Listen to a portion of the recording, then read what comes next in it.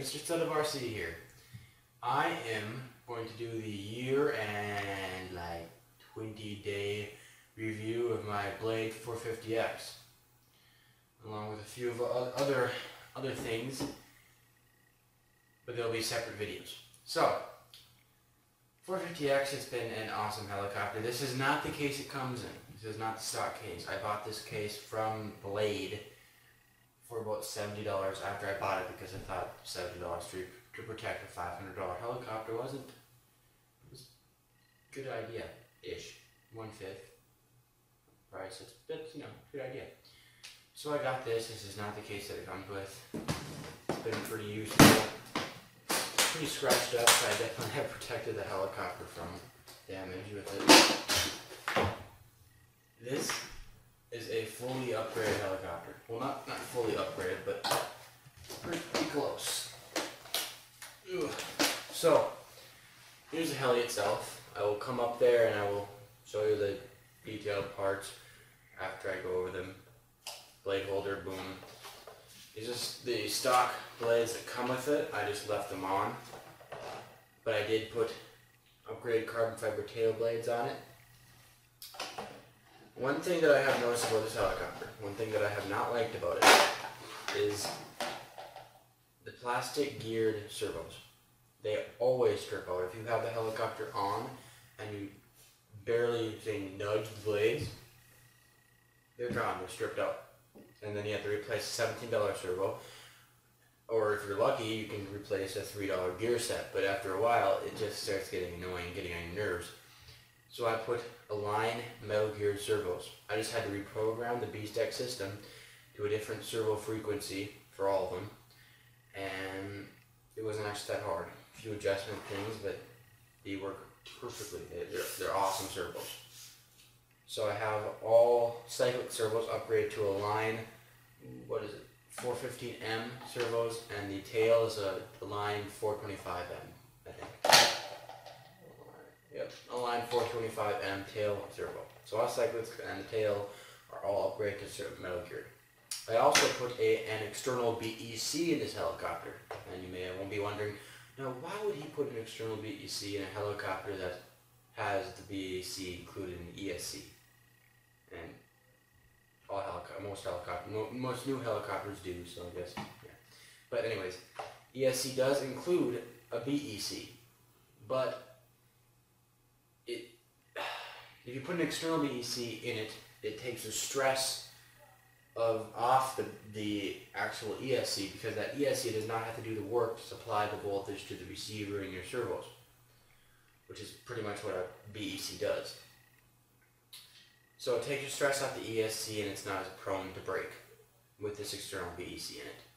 It is still running off of one battery, because this is a 450 size helicopter, and I did not put the external BEC on its own battery circuit, on its own completely separate circuit, which I know a lot of people do on larger helicopters, but I just don't. I think two of these batteries, I'd have to probably maybe stack them up, or maybe put one underneath the helicopter or something.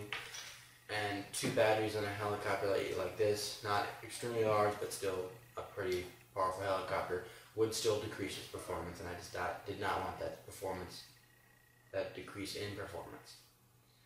Another big thing. This goes on, this battery strap, it goes on here if anybody's wondering where that is. But when it comes stock, when you first buy the helicopter, all that's here is this battery strap and the plate that you pretty much set the battery on, and then you just strap it down. The battery tends to slide up and down and up and down on that plate, and it'll rub against your motor, and eventually you'll either wreck your motor or your battery. The motor is brand new in this when I replaced it, but previously, or my previous battery, I gnawed right through one cell in the front, and I completely wrecked the battery. And I know a lot of people have been having that issue where they have no idea that's going to do that, and they get up in the air and drop through the ground, and they look at their battery, and their battery's blown. So I would suggest when you get this helicopter, if you are thinking about getting it, the first thing to do is take some kind of Velcro, put a piece of Velcro on the back of your battery, add a piece of Velcro on on this plate, and that keeps you from sliding up and down. Another thing, the plastic gears, or the gears on the helicopter are one of the most breakable parts on it. If you hit a tree, say you come around a corner and you smack a tree with your blades, it will strip that main gear up. The tail gear is fine. I've never wrecked the tail gear, but the main gear, it strips out constantly. It's kind of like a fail-safe. So if that gear was titanium, some extremely strong material, and you crashed, the stress would come down the main shaft, hit that gear, and that gear wouldn't break, so it would come down and probably bend a few things. Shaft would probably come out of the case, the main frame, and that would obviously be worse than just one main gear going on. It's $10 for two. I always stock up on a bunch of them, because if I'm most likely on a little crash where I just nipped the blades on something, most likely it's the main gear, most likely it's the main gear, the one with the little teeth that went out, and I just throw that back in, the helicopter is perfectly fine. I do have a GoPro mount for this helicopter. I put it directly, dead center in between the landing gear. Center of gravity, works really well. When I take off, I have the extended landing gear. They do make extended landing gear that are longer, so the helicopter sits like right there, and the GoPro can just sit, stay down. Right now, if you had a GoPro on here, it would come out probably a ½ inch from the landing gear, and the helicopter would be wobbling back and forth, and that's almost impossible to help. You can take off like that, but it's a bit risky. So what I did, when I'm using these landing gear, and just loosened up that pin or that screw that goes through the GoPro, mount the GoPro onto whatever you're attaching it to. I loosened it up so when I took off of the helicopter, the GoPro would swing out from underneath, and you'd be good. And then you just have to land coming backwards onto the ground, and the GoPro would fold right back up, and then that worked. I know a lot of people mount their GoPros to the side of the landing gear, and it comes out with like a J-hook right here. But I had no idea what that was going to do to a 450 size helicopter. Maybe an 800 or a 700, even a 600 would be able to handle that a lot better than a 450 would be able to handle that. So I just didn't want to try, and I just put this simple adhesive pad on the bottom, and boom. I do have a telemetry module in here. Standard temperature sensor and a voltage sensor, which is not the one that it comes with. I'll grab it. It originally came with my DX8.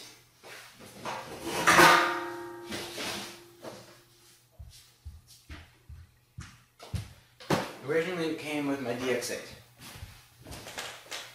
And it comes with a temperature sensor, the bind plug, a Y harness, the plug that you can go from the telemetry module to the receiver, all that fancy stuff. And the voltage sensor is something just simple. It's just comes from the telemetry module to two bare leads that you solder to the lead from your battery. I did not want to do that. I have two 450Xs. Well, now only one, because I sold the other one, because there was no point in having two of the same helicopter. But when I did, the other one I nosedived right into the ground. And that's when I broke my telemetry module. I cracked it, and I descended. It wasn't worth it descended in the spectrum. So I bought a brand new one, and they do come, if you buy brand new ones, they come in a case like this. With, like I said, temperature sensor, voltage sensor, blah, blah, blah, blah. Same amount of things as come in the DX8. And I soldered it on the first helicopter, and it was horrible. It took me like 6 hours, and then I went to the hobby shop and found out for $20 or $24 or something like that. They had a voltage sensor that you could just take. It's like two of the plugs on a plug on both sides, whatever plug you have on your helicopter, and you just plug one end in, plug the other end in, plug the voltage sensor into the telemetry module, and you're done. No soldering required. So I would suggest if you are thinking about putting a voltage sensor in here, do not use the one that comes with the temperature or the telemetry module, because I've got to say it is horrible to get it in. And if you're not an experienced solderer or you're not familiar with soldering, you can damage the ESC. So I'll come up there and show that to you. Another thing I didn't like about this helicopter was the E3 plugs. And I don't actually have a battery anymore that has an E3 plug on it. But I guess let me grab my bouquet of plugs for my charger. I'll walk up there and show this to you. This blue one right here, that's an E3 plug. And they are horrible to pull apart. I mean, you have to be sitting there in the helicopter and then your other head flies out, or this hand flies out and the helicopter goes flying.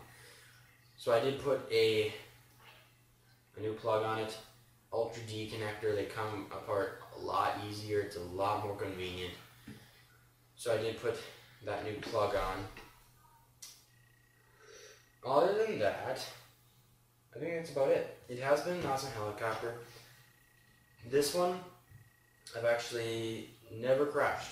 This one's never been crashed. But my other 450X, it was crashed constantly. I think I crashed it 4 times.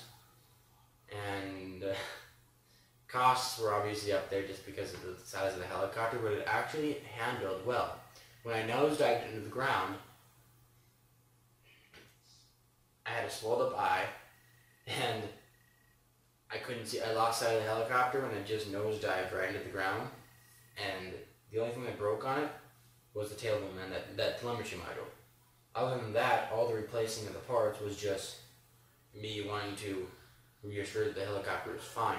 So I replaced the feathering shaft and the main shaft and both gears just to make. I think I also replaced the one-way bearing that goes inside of those gears, just to make absolutely sure that the helicopter was fine. Then I had to reprogram the Beast X system, but other than that, it was fine. I mean, it was like a $50 repair. I mean, $100 on the telemetry module, because the telemetry module by itself is $58. So it really went through a crash like that quite well. I do have it on GoPro. I don't know how it's going to turn out though, so if I'm going to look into editing it and maybe putting it on my channel so you can see that crash.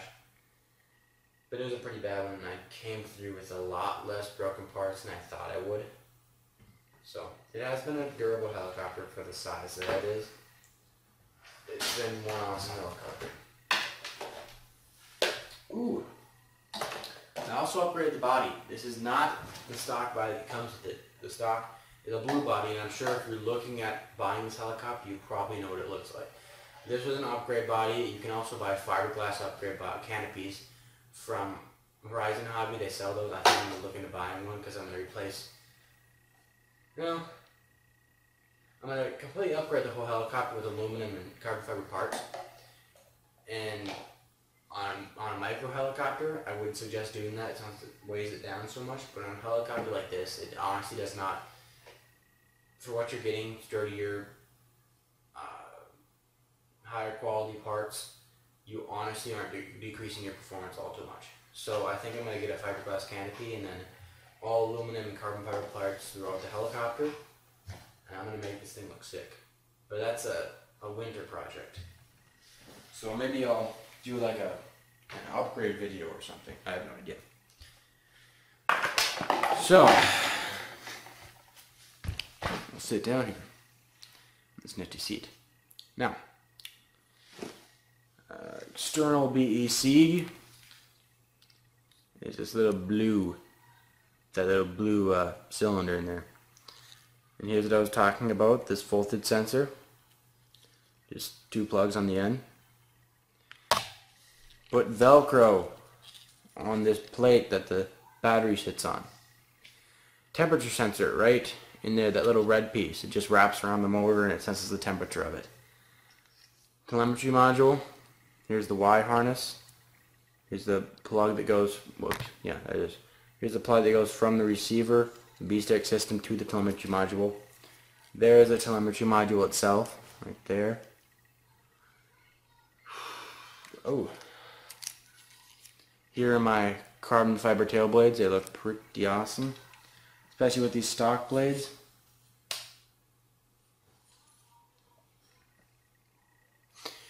And then here's that GoPro mount, as dead center right there in the center of those landing gear. Metal geared aligned servos right here. Boom, both cyclics. And then my elevator cyclic servo. And here's also an align. And so is my tail servo, align 425M on the tail right there.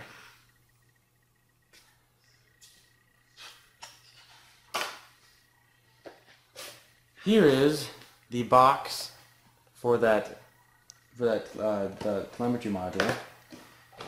Here's that upgrade body that I have right there. And this is what an E3 connector looks like. Like I said, extremely hard to pull off, which is why I changed it.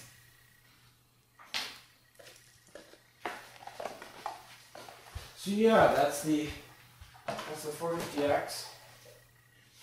I did not just read off the specs like I did on the Track to Sound review. I just pros and cons. So yeah, please comment, rate, subscribe, like, even dislike if you really feel like it. Let it float your bubble.